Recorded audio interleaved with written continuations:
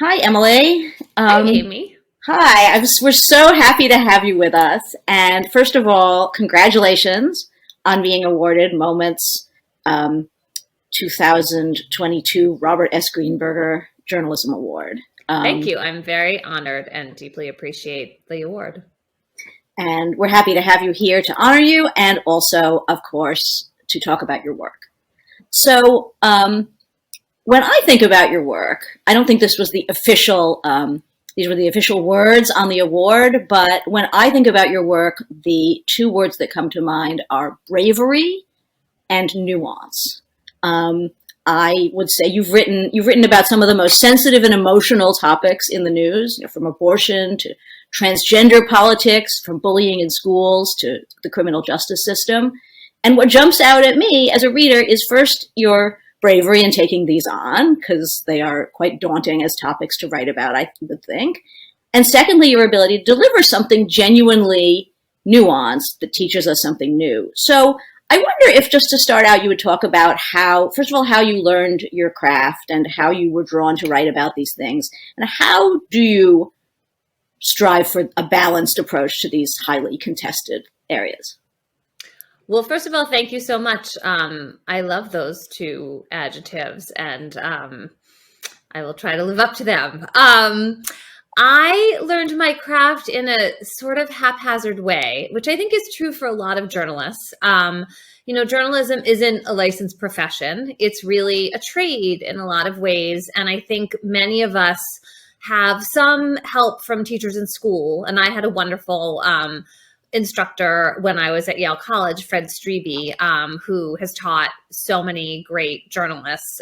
He teaches, or taught, I should say, a magazine writing kind of narrative long form class, and I learned a lot from him. But I think a lot of times we learn on the job. And so my first job was at a daily newspaper that doesn't exist anymore. It's called the Tri-Valley Herald. It was in California. And it was a funny place to work because the reporters tended to be people like me, who'd recently gotten out of college and were very eager. And the editors had been around the block a few times, and I think we were sort of irritating often in our intensity, shall we say. But I learned there how to be a reporter, and the importance of just going out of the office to talk to people or picking up the phone a million times, and how to look for stories. Then I actually went to law school, which was sort of an odd choice, I guess, but it made sense to me. I wanted to have a kind of base of knowledge to write from. And I think I especially felt, partly maybe this is gender related, I wanted to be more confident about my opinions and how I was shaping them and figuring out answers to questions and which questions to ask. So I think that's what I got out of law school. And then I went to work for an amazing person, Lincoln Kaplan, who had been a New Yorker staff writer and an editor at US News. And he was starting a new magazine called Legal Affairs, which very sadly doesn't exist anymore, but for a while had this kind of amazing role in training young people. There's a whole group of us who've gone on to have really successful careers. And I think it's in large part because of Link's mentorship and what I learned there. And I got to be both an editor and a writer at Legal Affairs. And I wish there were more opportunities for journalists to toggle back and forth between those two roles, because I think when you're working as an editor, you can sort of see holes in a writer's approach or think of a piece as a kind of puzzle you're trying to solve. And I think that helped me then as a writer assess my own work along the way. Anyway, And as that's far as a topics, longer answer than I probably should have given. no, it tells us something about journalism too, which I'll ask you about later. So as far as topics go, you've written a lot about abortion rights from a variety of angles, both from the legal and the practical standpoint, and both before and after the Supreme Court decision that overturned Roe v. Wade. And not long ago, you wrote two pieces for the Times Magazine about telemedicine and the gray market that's developing in abortion pills. What's your sense of where the whole abortion rights and choice debate and situation is going after these recent developments and, of course, also after the elections? Yeah, I'm glad we're talking about this now as the election isn't completely resolved, but is sort of clearer. And I think that abortion and also democracy, another topic I write about and care about a lot, they actually mattered a lot to voters in some key parts of the country. Pennsylvania, looks like Arizona. Michigan, in this way that I think really helped shape the outcome. And a big question for me since Dobbs has been about how much Americans are going to vote based on their relative support for abortion, right? Abortion's a divisive issue in America, but we know that a majority of Americans think that in all or most circumstances, women should have the right to decide whether to be pregnant and have a child or not. And I just wasn't sure if it was going to be top of mind for people. It's a kind of relatively abstract question, or at least I thought it might be relative to, immediate pocketbook issues. So And you it were turned out that surprised. in some of these key races, it really was determinative. And so that's actually, for me, encouraging in the sense that these issues that I am always trying to bring to light and bring to life, that people really seem to be responding and understanding how much they matter for perhaps their own families, but also for the broader public and for people generally. So you were surprised by this? I was surprised, maybe in that somewhat sort of insecure, beaten down way where you think the things that you write about all the time and invest all this energy, are people really listening? Are they really paying attention? And so maybe I was especially positioned to be surprised. So setting you up for other things that you couldn't possibly know. Do you expect this Supreme Court to create, let's say, social havoc in any other of the areas that you cover? I think the court is going to make some rulings this year related to race and to elections that could really shake up how we do things. If the court ends race-conscious university admissions, that's going to be a big shift.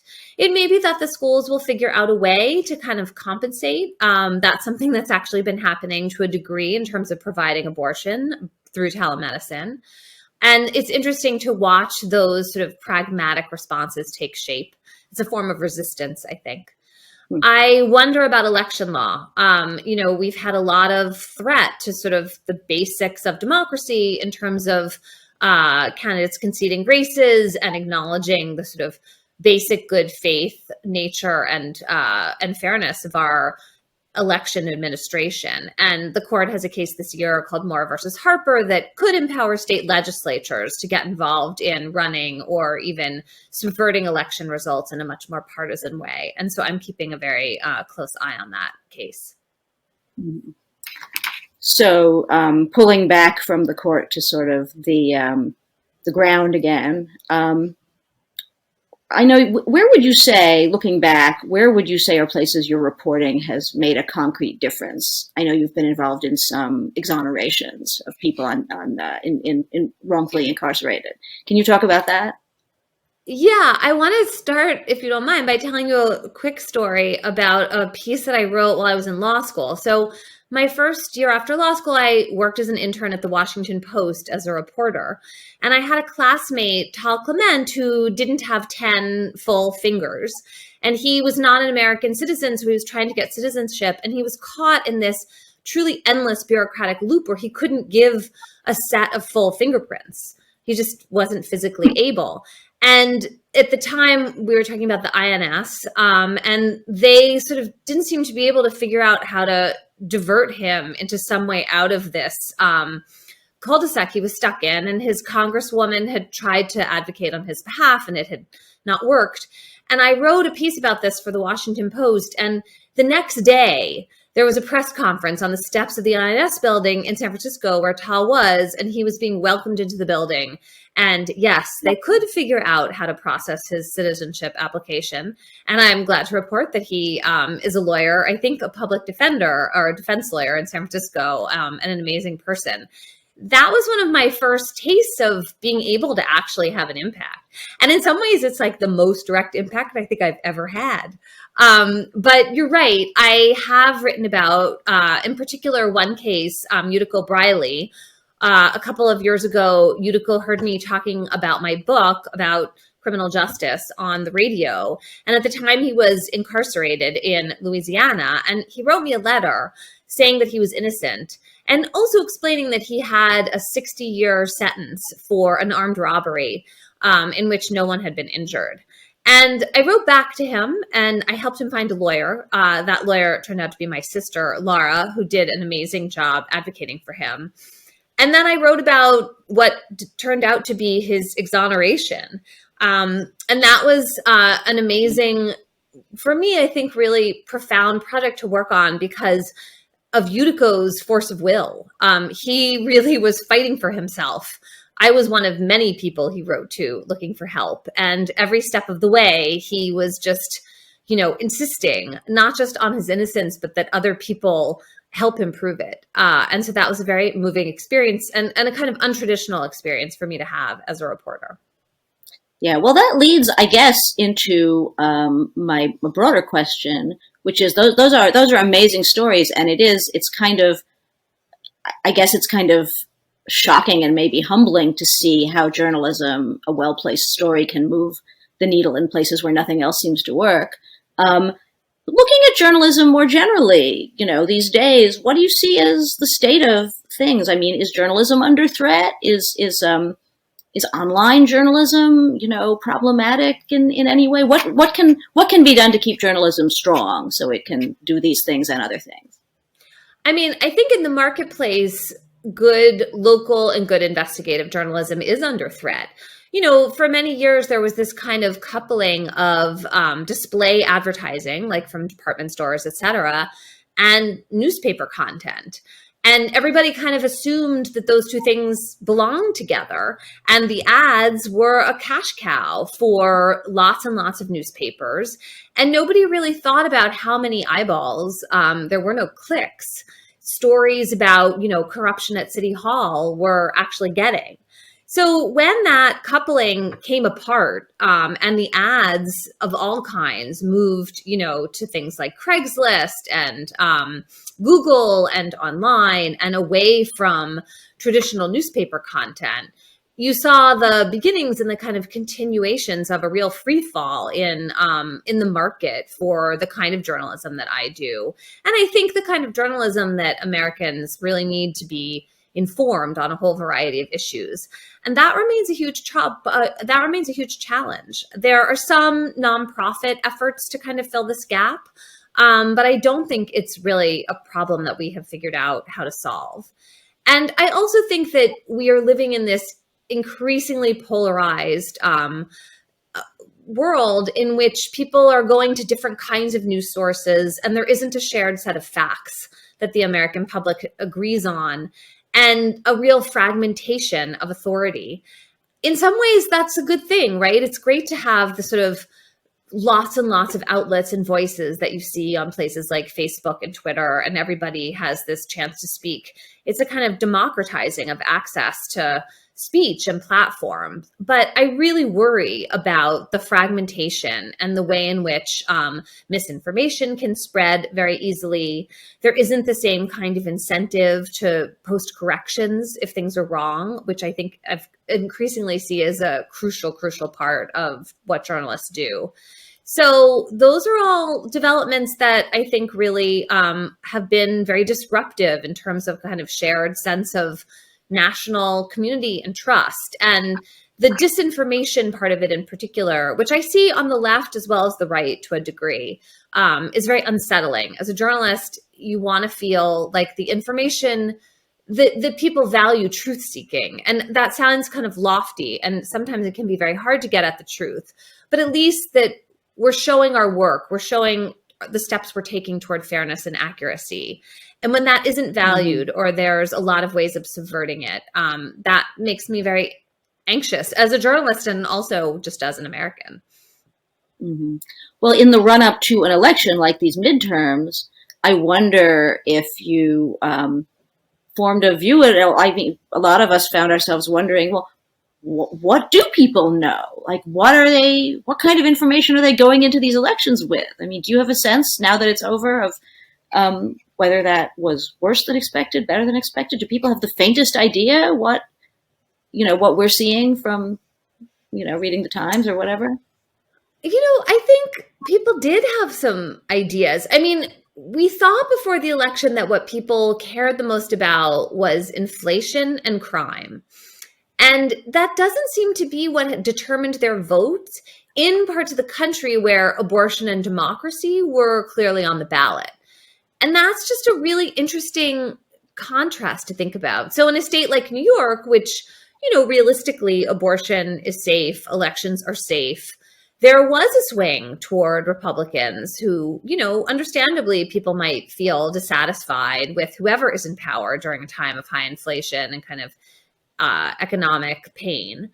And then in parts of the country where these other issues, access to choice, and the sort of the safety of elections, those things weighed more heavily in voters' minds. And so that suggests to me that people are paying some attention and they're thinking about what's at stake in a larger way. Okay, so I promised myself I'd ask you this question if we had time, even though it's perhaps slightly frivolous. So when I was looking back at your clips in your work I still say clips, at your work you've done for the Times, for the New York Times Sunday Magazine in particular, and looking at the comments, of which there were thousands on some of these stories, I noticed you go online and you engage with these commenters and you answer the comments. And I want to know, how can you do that and what is that like? It's very unusual to see a reporter do that. And what's I like doing that. And the Times has figured out how to make it pretty easy for us. There's a platform, you go in, you can read things. They sometimes flag things. They do Times picks, and then that is a shorter list of things. And obviously I don't feel like I have to answer things I don't necessarily want to. But, I often leave a lot on the cutting room floor. And so when people ask me questions and I know the answer, it's kind of gratifying to be able to tell them and just add a little bit more context or explanation to what I've written. I think the other thing is in a world of social media, I'm bombarded all the time with people's responses to my story on Twitter in particular. And often it's much harsher and more difficult to deal with than the kind of more curated reader-generated comments on the New York Times site. And so in a lot of ways, having a space at the Times to respond to things that's not quite as just fraught and less intimidating is quite welcome. Mm-hmm. So do you have a sense that you're writing for an audience, just to go back to our initial theme, that can appreciate nuance and that understands the nuance that you've gone to all this trouble to lay out for them? I do think that. I think a lot of people are very hungry for nuance. And I think as a journalist, it's really important to remember that and to write for that broader audience, even though you may not hear from them as loudly or insistently. I actually think Twitter has become a danger for journalists in that it really amplifies extreme voices. That's who gets rewarded by the algorithm, and that's who makes sure that you're hearing from them. But I think those are not the people, for the most part, who are reading my stories and appreciating them. And so I try to take in some of that feedback because I want to absorb it, but I also try to keep it in perspective. So in a lot of ways, the comments from the Times readers are important to me because they tend to represent a broader range of views, people who are positioned in a lot of ways. They're not necessarily activists or advocates or professionals. They tend to be, parents, teenagers, people who are just reading. And so I really appreciate that window into response to something I've tried to express. So that's an answer that really gives us hope, I think, at Moment as well, since that's something we certainly are striving to do, is present people nuance. I like the idea that you see a public that's hungry for nuance. Do you have a favorite story that you've done, a story that you really think was, made the biggest difference or was just the most interesting to do?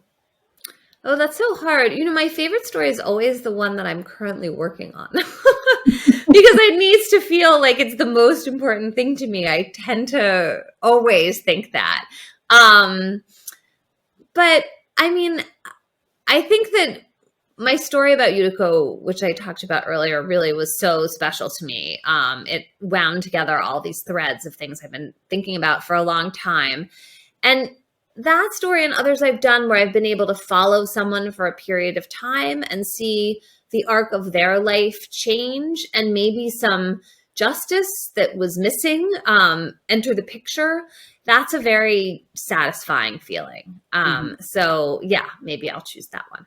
You've written 2 books, one about bullying and which is also about sort of teaching kids to have empathy, and one about the criminal justice system. What's different about writing a book length project for you? Like, what's the... Well, it's lonelier. You have to do a lot more work on your own before people will pay attention, or before they should pay attention. So I love my book editor at Random House. His name is Andy Ward. He's amazing. Understandably, you just have to write more pages and kind of do more of the processing and thinking before it really makes sense for an editor to give feedback. And that can feel risky too. I mean, this happens to me also with long magazine projects that you're doing reporting and it's not linear and you can't necessarily see exactly where it's all going.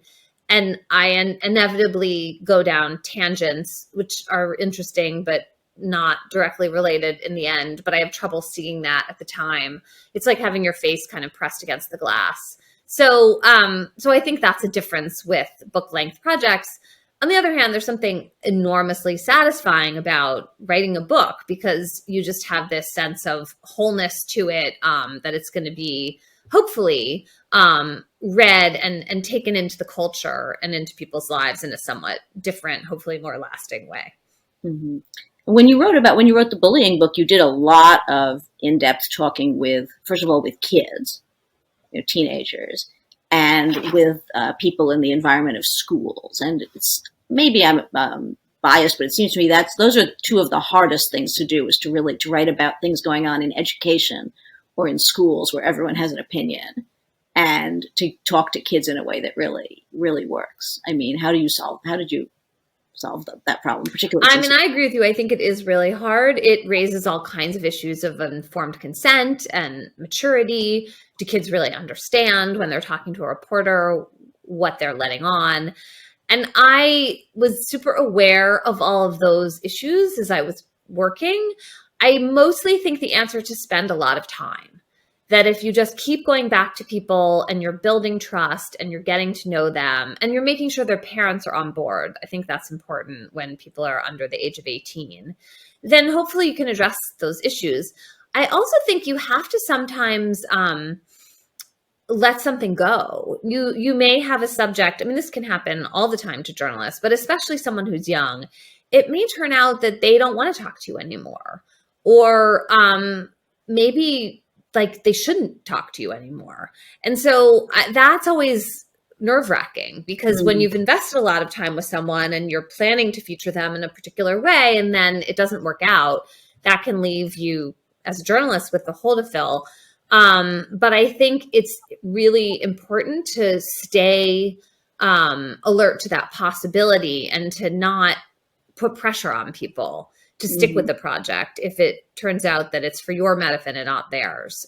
So that's always a kind of reporter subject dynamic. And I've mostly been lucky in that regard, but I'm very aware of it. Mm-hmm.